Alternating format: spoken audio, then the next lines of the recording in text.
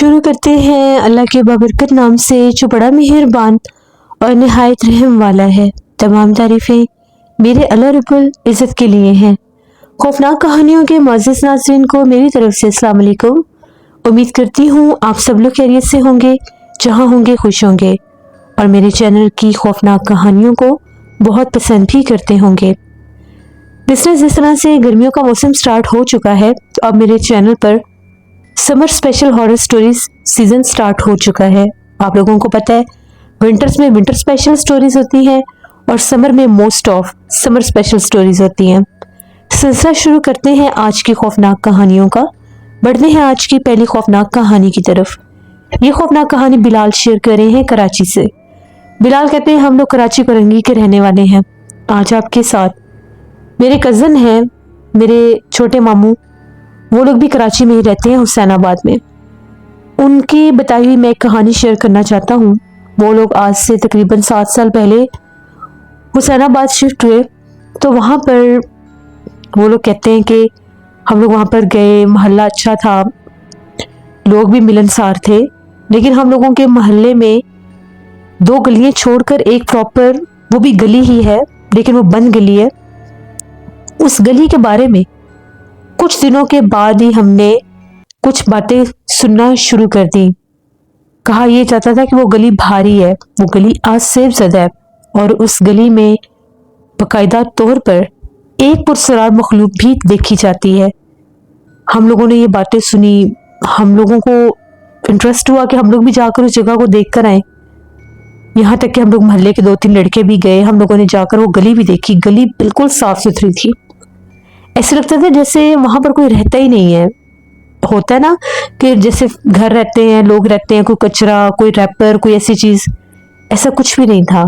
वो गली बिल्कुल साफ शफाफ थी, जैसे अभी गली की किसी ने सफाई की हो। गली के बाहर निकलो तो आसपास गार्बेज, कूड़ा करकट जगह जगह पर नजर आता था। तो हमें लगा कि शायद वैसे लोग झूठ बोलते हैं, गली बड़ी साफ ये लोग रखते हैं, तो ये लोग चाहते नहीं कि हमारी गली में कोई आए। वहाँ पर ही हम लोगों का एक रोटियों वाला, जैसे वो एक होटल सा बना हुआ था, तो मैं रात की रोटियां लेने वहाँ से लगवाने जाता था। गर्मी में अम्मी घर बनाती नहीं थी, तो ऐसे ही मैं निकला बाहर, मैं रोटियां लेने गया तो वहाँ पर मोहल्ले के 2 लड़के बातें कर रहे थे कि वो चौकीदार ने वहाँ पर किसी को देखा है। मैंने कहा कि मैंने भी वो गली देखी है, देखने में तो गली इतनी साफ शफाफ है, फिर ये बातें क्यों इतनी उड़ी हुई हैं? तो उसने कहा कि नहीं, चौकीदार बाकायदा तौर पर बताता है उस गली में आधी रात के वक्त कोई औरत झाड़ू लगाती है। हुआ इस तरह से कि चौकीदार रेगुलर जैसे गली में आता है पहरा देने के लिए, तो वो चौकीदार पैदल आता था। चौकीदार करीब से ही आता था, तो अक्सर वो पैदल चक्कर लगाता था, कभी साइकिल पर आ जाता था। तो वो कहता है कि मैं चक्कर लगा रहा था, पहले मुझे उस गली में से अजीब सी आवाजें आई हैं। तो मैं उन आवाज़ों के तक्को में उस तरफ गया हूँ कि ये कैसी आवाज़ें आ रही हैं। जिस तरह से कोई ड्रिल मशीन को चलाता है, अजीब सी आवाज़ बार बार, जैसे कोई चीज़ काट रहा है, कोई वुड काटने है, तो एक आवाज़ आती है। उसे लगा कि शायद कोई चोरी कर रहा है, किसी के घर का कोई दरवाज़ा काट रहा है, तो मुझे देखना चाहिए। जो ही चौकीदार उस गली की तरफ जाता है तो वहाँ पर कुछ भी नहीं था। वो वापस पलट कर दूसरी गली में आता है, तो फिर उस गली से जैसे कोई चीख सुनाई देती है। वो फिर उस गली में गया, कहता मुझे, अभी मैं गली से पीछे था, मुझे ऐसे लग रहा था जैसे कोई सफाइयाँ कर रहा है। मैंने टाइम देखा, टाइम जो था रात के 2:45 बजे का टाइम। ये कौन सा टाइम सफाइयों का है? रात के इस पहर में भला कौन सफाई करता होगा? वो कहता है जो ही मैं आगे गया तो मैं क्या देखता हूँ, एक औरत थी दरमियाने से कद की, उसने सुर्ख और काले रंग के कपड़े पहने हुए थे और वो गली के दरमियान में खड़ी होकर झाड़ू लगा रही थी। जैसे बाकायदा स्ट्रीट क्लीनर आते हैं तो वो आकर जैसे गलियों को साफ करते हैं स्वीपर, तो वैसे ही वो झाड़ू लगा रही थी। वो कहता है मैं हैरान परेशान कि ये रात को भला क्या माजरा है यहाँ पर झाड़ू लगाने वाला। कहता है वो झाड़ू लगाते लगाते जिस तरफ गली बंद थी उस तरफ जाती जा रही थी। आगे जाकर थोड़ी सी कोने में रोशनी थी, वो वहां पर चली गई। इतने में चौकीदार कहता है मैं गली के अंदर आया और मैंने आवाज दी कि भाई ये कौन सा टाइम है झाड़ू का, कौन है जो झाड़ू लगा रही हो? जो ही वो कहता है मैं थोड़ा सा आगे गया, मेरे सामने वो औरत कोने में खड़ी खड़ी गायब हो गई। आगे जाकर मैंने देखा ना कोई औरत ना कोई झाड़ू। वो चौकीदार 3 दिन बहुत सख्त बीमार रहा, जब वो पहरा देने नहीं आया तो लोग गए उसका पता करने कि कोई विसल नहीं है, कोई चौकीदार नहीं है। और एक कोने वाली शॉप थी, वहां पर किसी ने चोरी की भी कोशिश की, उसका एक ताला टूटा हुआ था। उन्होंने कहा कि चौकीदार का पता लगाओ, चौकीदार कहाँ पर है। बाज़ औक़ात ऐसी चीज़ों में समटाइम चौकीदार पर भी लोग डाउट करते हैं कि इतने दिनों से आ नहीं रहा तो मे बी ये मुलविस है इस काम में। तो जब चौकीदार को खोजते हुए उसके पास पहुंचे तो चौकीदार ने सारा किस्सा बताया। लोग डर गए कि ये क्या। उसके बाद बात की गई कि हमें खुद इस चीज़ का ध्यान रखना चाहिए कि ऐसा कौन है जो रात के वक्त उस गली में जाहिर होता है। तो हम लोगों की एक दो गलियां थी, वहाँ पर लोगों ने कहा कि हम लोग खुद इस चीज़ का ध्यान रखेंगे। छतों पर लोग सोए होते हैं। उस मोहल्ले के लोगों से जब पूछा तो वो कहते हैं कि जी हमें तो कोई आवाज़ नहीं आती। उस गली के लोगों से जब पूछा, हमें तो कोई आवाज़ नहीं आती। हाँ, गली साफ होती है जैसे आम गली है, लेकिन हमने कभी कुछ नहीं देखा। जैसे वो लोग बिल्कुल मुकर गए, सिरे से मुकर गए। अब मेरा कज़न अली कहता है कि हम लोगों ने ये डिसाइड किया कि हम लड़के जो हैं, हम लोग आज रात पहरा देंगे इस गली का। तो हम लोग बाहर मोहल्ले में बैठे रहे, गर्मी का मौसम था, कौन इतनी जल्दी सोता है। बैठे रहे, काफ़ी रात होगी और तकरीबन 1:30 बज गए। हम लड़कों ने कहा कि अब उस तरफ चलते हैं, शायद हमें कुछ सुनाई दे, दिखाई दे। उस गली के लोग बहुत जल्दी सो जाते थे। शायद उनको पता था वहां पर कुछ है, बट वो बताना नहीं चाह रहे थे या वो चीज़ को हाईलाइट नहीं करना चाह रहे थे कि लोग यहाँ पर जमा ना हो जाए। अक्सर मीडिया वाले भी आ जाते हैं कवरेज करने के लिए, तो लोग ज़रा डरते हैं इन चीज़ों से। वहां पर हम लोग पहुंचे, गली वैसे ही साफ शफाफ, कुछ घरों की लाइट्स चल रही थी। हम लोगों ने क्या किया, वहां से कुछ रैपर जमा किए, 2-3 लड़कों ने रैपर जाकर उस गली के दरमियान में फेंक दिए। यानी अपनी तरफ से हम लोगों ने उस गली में कचरा वगैरह फेंक दिया कि अब जो कोई भी होगा हमें दिख जाएगा। और खुद हम लोग उसी गली के सामने एक और गली थी, वहां पर एक जैसे घर के आगे जगह बनी होती है, फुटपाथ सा बना होता है, उसके ऊपर हम लोग बैठ गए कि भी देखते हैं क्या होता है क्या नहीं। इतने में हम लोगों को वाज़े तौर पर एक आवाज़ सुनाई दी। आवाज़ ऐसी थी कि जिस तरह से दूर से कोई औरत बुलाती है। अब वो किसको बुला रही है उसने कोई नाम नहीं लिया, लेकिन हमें एक गूंज, एक आवाज़ सुनाई दी, जैसे कोई किसी को बुलाता है तो आवाज़ आती है। हम लोग फौरन चौंके और हम लोगों का सारा ध्यान गली की तरफ गया। जिस लड़के ने वहां पर जाकर कचरा फेंका था, उमैर उसका नाम था, वो लड़का उठकर गली के अंदर गया। अभी वो गली के अंदर जस्ट जाकर 2 घर छोड़कर आगे गया होगा, अभी कचरे के करीब तो वो गया ही नहीं। उसको इतनी जोर से किसी ने चांटा मारा, उसके चेहरे के ऊपर थप्पड़ मारा, उसकी चीख निकली और हम लोग उसको देख रहे हैं, ऐसे लगा उसको किसी ने उठाकर जमीन पर पटका है। हम लोग भागे उसकी तरफ। गली में उस वक्त भी कोई नहीं था। उसको हम लोगों ने संभाला, उसने मुंह पर हाथ रखा हुआ था, उसने कहा कि वहां पर कोई है। हम लोगों को कोई दिखाई नहीं दे रहा था। हम लोगों ने इसको सहारा दिया, उसको उठाया। उसके चेहरे पर जहाँ पर थप्पड़ पड़ा था वो सारा हिस्सा जैसे वहां पर फिंगरप्रिंट्स बन गए और वो हिस्सा ब्लू और येलो सा हो गया। उसके जैसे वो जो जॉ होता है, जबड़ा जो होता है, उसमें दर्द शुरू हो गया, कान से खून निकलने लग गया। हम लोग उसको फौरन लेकर भागे उसके घर की तरफ। उसके पेरेंट्स ने देखा, वो लोग परेशान हो गए। वहां पर एक क्लिनिक होता था चौक में, वहां पर क्लिनिक पर लेकर गए। अभी क्लिनिक उस टाइम बंद था और जिनका वो क्लिनिक था उनका घर साथ गली में ही था। उनको जगाया, वो लोग आए। वो एक जैसे डिस्पेंसर होता है वो आया, उसने आकर देखा। उसने कहा ये तो शायद इसके कान का पर्दा कोई डैमेज हो गया है और वो बोल नहीं था सकता। देखते देखते उसका मुंह सूज गया, इसको हॉस्पिटल ले जाए। उसे उमैर को हॉस्पिटल लेकर गए। डॉक्टर्स ने देखा वो उसकी हालत ऐसी थी जैसे वो नींद बेहोश हो गया था दर्द से, और कान का हिस्सा भी जैसे फील हो रहा था नीचे से सूज गया। इतनी गहरी उसको वो थप्पड़ लगी। वहां पर जब डॉक्टर ने इसको चेक किया तो डॉक्टर का ये कहना था कि ये इसके कान का कुछ पर्दा भी डैमेज हुआ है और इसका जो जबड़ा वो भी हिल गया है, जो इसका मुंह सूज गया था। तकरीबन वो उस हॉस्पिटल में 15-20 दिन एडमिट रहा। 15-20 दिन के बाद भी वो सही से बोल नहीं सकता था, उसका मुंह ही नहीं खुलता था। तो उसको लिक्विड ही दे रहे थे, चबा तो वो कुछ सकता नहीं था। स्वेलिंग आहिस्ता आहिस्ता जाने लगी। तकरीबन 1-2 माह उसको लेकर जब उसने हल्का हल्का बोलना शुरू किया, खौफ लोगों में तारी हो गया। उसकी हालत देखकर कोई उस गली की तरफ नहीं जाता था। सबने कहा कि भाई उधर कोई कचरा वगैरह ना फेंकना। हम लोगों ने जब ये बातें सुनी अपने कज़न से, मैंने अपने कज़न को कहा कि मुझे भी वो गली दिखाओ। अली ने कहा कि ठीक है तुम आ जाना, लेकिन रात में नहीं, दिन में बेशक देख लेना। मैं गया मामू लोगों की तरफ, अली को साथ लिया। हम लोग उनके घर से निकले, गली क्रॉस की, दूसरी क्रॉस के तीसरी गली में वो कॉर्नर वाली गली थी सामने। उस गली में हम लोगों ने देखा गली बिल्कुल साफ थी, जैसे सुना था वैसे ही पाया, गली साफ थी बिल्कुल। और ऐसा महसूस हुआ जैसे बिल्कुल उसी गली के कोने में कोई काला सा वजूद खड़ा है। ये टाइम मगरिब से थोड़ी देर पहले का है। एक काला सा वजूद सामने जब हम लोगों ने देखा, मैंने अली से कहा कि भाई कुछ है वहां पर सामने। उसने कहा कहाँ पर? मैंने उससे कहा वो सामने कोने में कोई काला सा वजूद मुझे नजर आया। उसने कहा कि तुम मुझे वैसे डरा रहे हो, यहाँ पर ऐसा कुछ भी नहीं है। हम लोग अभी वहीं पर खड़े थे, इतने में एक घर से जैसे घर का दरवाजा खुला, वो राइट साइड वाला तीसरे नंबर का मकान था, उसका दरवाजा खुला। वहां से एक आंटी बाहर आई। उन आंटी ने काले रंग की चादर ली हुई थी। वो आंटी बड़े गुस्से से बोली और कहने लगी जिसको तुम लोग देखने के लिए आए हो, अगर वो तुम्हारे सामने आ गई तो तुम्हारी जान निकल जाएगी, भाग जाओ यहाँ से। हम लोग हैरान कि इन्होंने किया क्या, इनको पता कैसे चला कि हम लोग किसी चीज को देखने आए, या इन्होंने हमें देखा कहाँ से। हम लोग वहां से फौरन पीछे हट गए। उसने हमें कुछ बोलने भी नहीं दिया उन आंटी ने। जब हम लोग दूसरी तरफ आए, हमने एक दूसरे को हम लोग कहने लगे कि इनको पता कैसे चला कि हम लोग आ रहे हैं।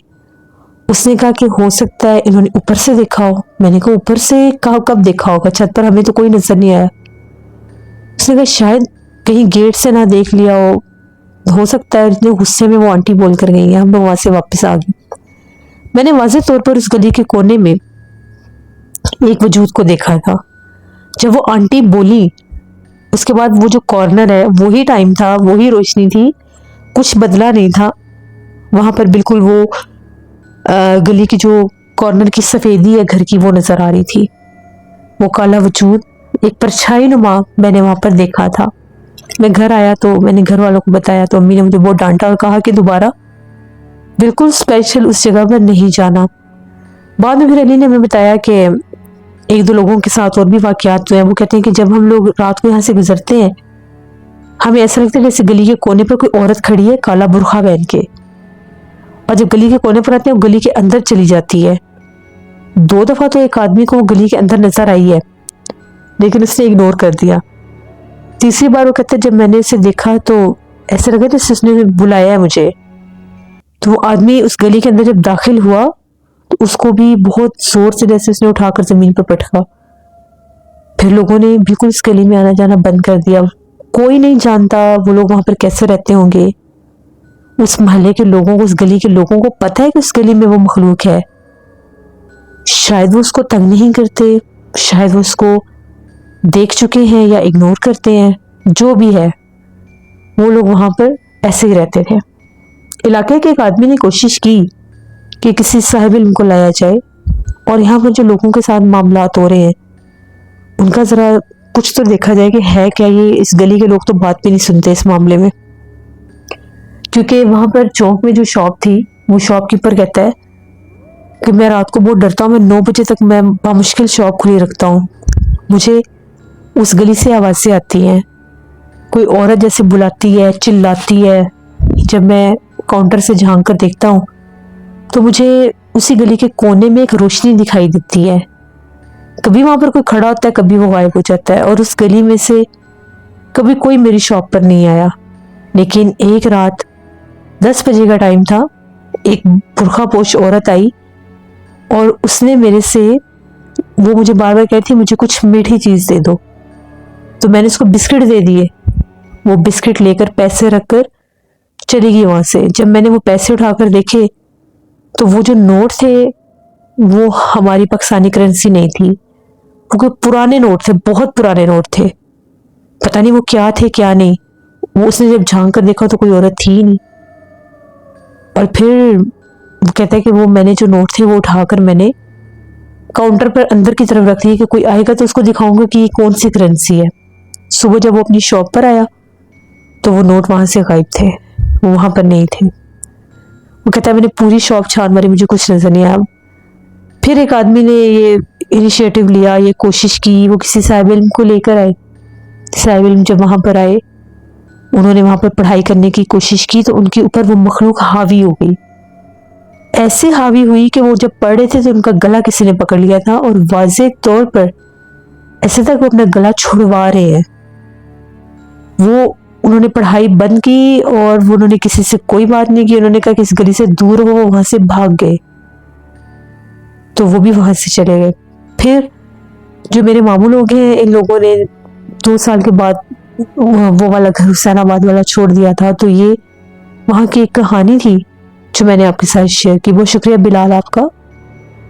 जैसे होते हैं बहुत से लोगों के साथ ऐसे ऐसे हादसा मामलात हो जाते हैं कि जहां पर वो रहते हैं सम टाइम वो पूरी सोसाइटी, पूरा इलाका ही आसिफ जाता है और सम टाइम कोई मखसूस हिस्सा, कोई मखसूस मकान, कोई मखसूस गली वो मशहूर हो जाती है इन चीज़ों को लेकर। तो अल्लाह से रहम मांगना चाहिए, ऐसी किसी जगह का पता चल जाए तो कोशिश करें कि रात में वहां पर ना जाएं। बढ़ते हैं कोई खौफनाक कहानी की तरफ। ये खौफनाक कहानी उसामा शेयर कर रहे हैं। उसामा कहते हैं हम लोग सरगोदा के रहने वाले हैं और आज आपके साथ हम लोगों की ज़िंदगी की खौफनाक कहानी शेयर करना चाहता हूँ। हम लोग सेटलर डाउन डी ब्लॉक के रहने वाले हैं। आज से तकरीबन 12 साल पुरानी बात है। हम लोगों के इधर डी ब्लॉक में एक चौक है। उस चौक में एक बहुत बड़ा पुराना बरगद का दरख्त लगा हुआ है। पहले उस बरगद के दरख्त की छांव में शाम के बहुत से लोग बैठा भी करते थे, लेकिन आहिस्ता आहिस्ता उसके ऊपर से वो जो रूट्स लटकती है वो इतनी बढ़ गई, एक पूरा पर्दा सा बन गया। जैसे उसको कटवाया भी, सफाई भी करवाई, क्योंकि वहां से कुछ सांप निकले थे।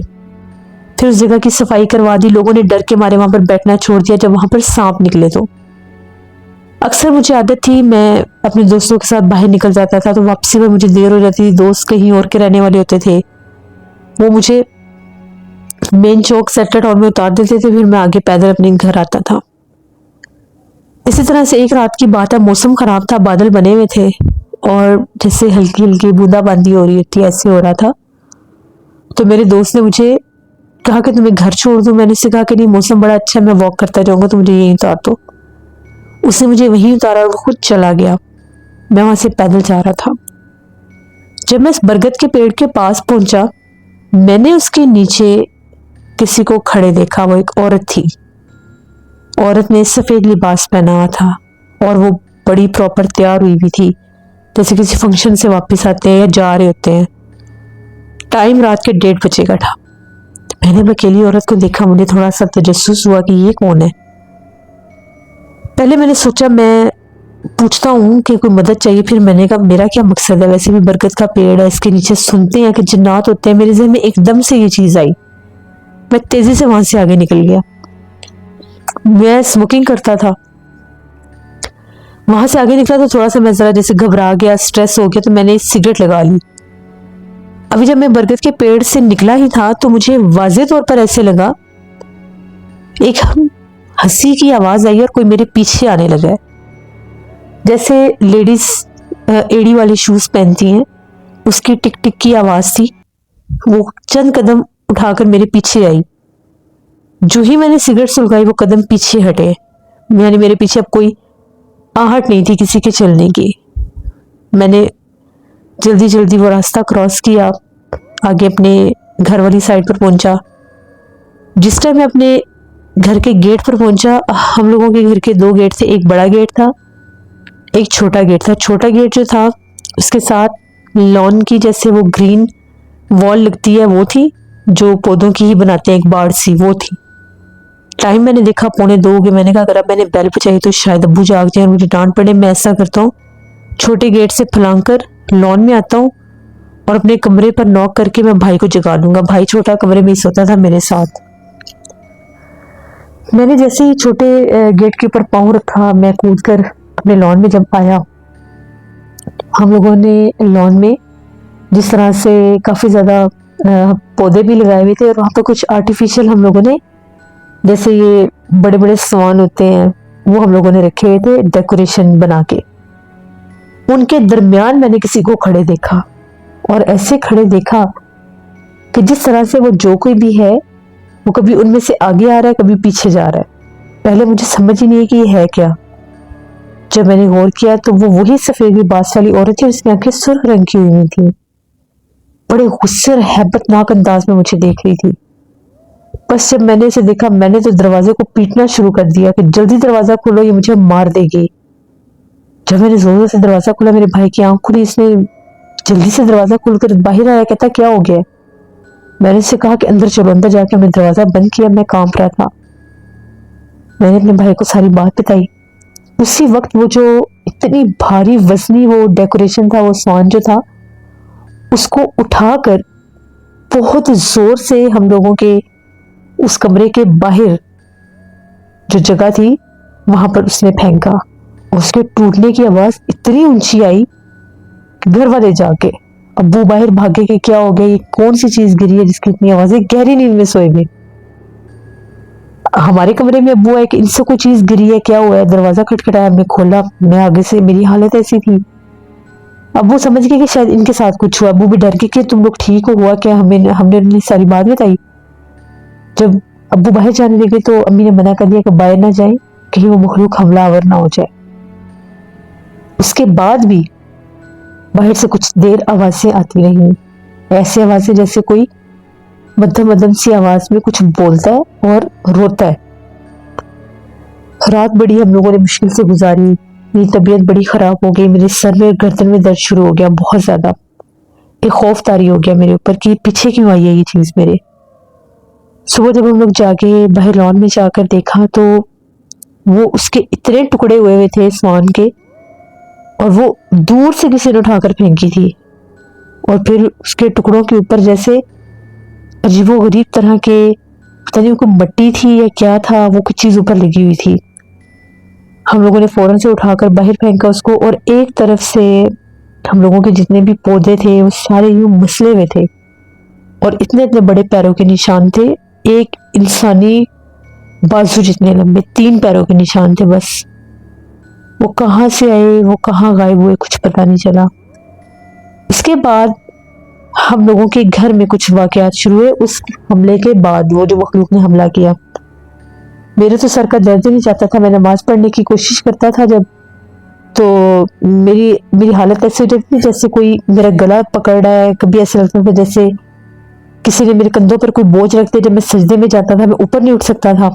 आधा आधा घंटा मैं सजदे में पड़ा रहता था। मेरे में हिम्मत ही नहीं होती थी हिलने की। ना मैं किसी को आवाज दे सकता था, ना नमाज तोड़ सकता था। फिर वो चीज जैसे ऐसे ऐसे पीछे हटती थी तो मैं नमाज पूरी करता था। हमारे घर में ये काम शुरू हो गया। सेकंड फ्लोर पर हम लोगों के 4 कमरे थे। 2 कमरे जो थे उनमें हम लोगों का अम्मी के जैसे सामान वगैरह था, और 2 कमरे ऐसे थे जो हमारे इस्तेमाल में थे। यानी कभी अगर जैसे एक कमरे में हम लोगों ने अपना कुछ जिम का सामान रखा हुआ था भाइयों ने, तो वहां पर जाकर जिम कर लेते थे। तो मैं एक दिन बड़ा बोर हो रहा था, मैं ऊपर जिम करने के लिए चला गया। अभी मैंने वहां पर जाकर जस्ट गेम लगाई थी तो मुझे ऐसा लगा कि जिस तरह से दरवाजा खुला, बहुत जोर से किसी ने दरवाजा खोला है, और उसमें बड़ा तेज हवा का झोंका आया है, बिल्कुल ऐसे जैसे आंधी आती है, दरवाजा खुलता है और अंदर वो मट्टी और हवा आती है। पहले का मौसम अभी तो ठीक था, ये एकदम से दरवाजा कैसे खुला। जो ही मैंने पलट कर पीछे देखा, मैंने एक खौफनाक औरत को बिल्कुल सामने बरामदे में खड़े हुए देखा। वो अंदर ही जैसे उस कमरे की तरफ ही देख रही थी।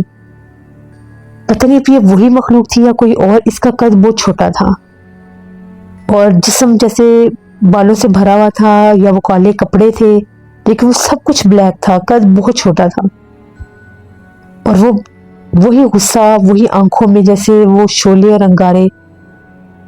पता नहीं मैंने कैसे वो वेट नीचे रखा और मैं वहां से बाहर भागा। वो गायब हो गई। जब मैं बाहर भागा तो ऊपर वाले कमरे का दरवाजा किसी ने बहुत जोर से मारा। उस दिन मैं बेहोश हुआ था और मुझे 3 घंटे के बाद होश आया, और मैंने घर वालों को सारी बात बताई। उधर हम लोगों के इलाके में मस्जिद है, वहां से इमाम साहब को लेकर आए। उन्हें वो बारिश वाली रात का किस्सा बताया। उनका ये कहना है कि ये बरगद वाले पेड़ जो है, जहाँ पर वो बरगद का पेड़ है, ये वहाँ की मखलूक है और ये मेरे पीछे पीछे हमारे घर तक आई। मुझे आदत थी बहुत ज़्यादा परफ्यूम लगाने की। मैं परफ्यूम बहुत ज़्यादा शौक से लगाता था। जब भी घर से बाहर निकलता था मैं परफ्यूम लाजमी लगाता था। उस रात भी मैंने बहुत परफ्यूम लगाया हुआ था। वो मखलूक खुशबू पर महव हुई और वो मेरे पीछे पीछे हमारे घर तक आई।